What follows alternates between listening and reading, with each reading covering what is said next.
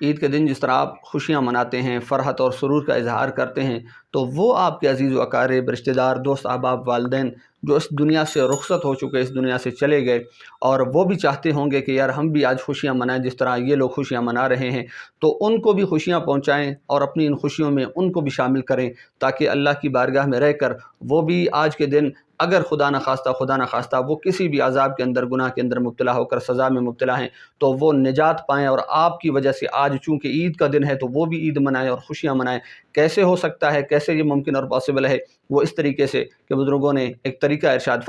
فرمایا کہ عید والے دن آپ نے چھوٹا سا مختصر سا عمل ہے، چند منٹوں کے اندر کیا جا سکتا ہے۔ فرمایا وہ کیا ہے؟ سبحان اللہ و بحمدہ، یہ تسبیح آپ نے 300 مرتبہ پڑھنی ہے اور اپنے مرحومین کو ایصال ثواب کرنی ہے۔ تو اس سے کیا ہوگا کہ اللہ پاک اس تسبیح کے صدقے سے اور اس اپنے عظمت والے نام کے صدقے سے، طفیل سے، اللہ پاک 1000 انوار ان کی قبور کے اندر داخل فرما دے گا۔ اور یہ صرف یہ نہیں ہے کہ ان کی قبور میں داخل ہوگا، بلکہ جب آپ اور ہم اس دنیا سے رخصت ہو جائیں گے تو اس پڑھنے کی برکت سے اللہ پاک ہماری بھی قبروں کے اندر 1000 انوار کا نزول فرما دے گا۔ عید والے دن اس کام کا خصوصی اہتمام کریں، خود بھی پڑھیں، اپنے بچوں کو بھی کہیں، خواتین کو بھی کہیں، ماؤں بہنوں کو بھی کہیں، بیٹیوں سے بھی کہیں کہ اس بات کا اہتمام کریں، جو آپ خوشیاں منا رہے ہیں اپنے جانے والوں کو بھی ان خوشیوں میں شامل کریں۔ اللہ پاک ہمیں اس بابرکت دن کے صدقے سے یہ چھوٹے سا ایک عمل ہے، اس کے کرنے کی توفیق عطا فرمائے۔ آمین۔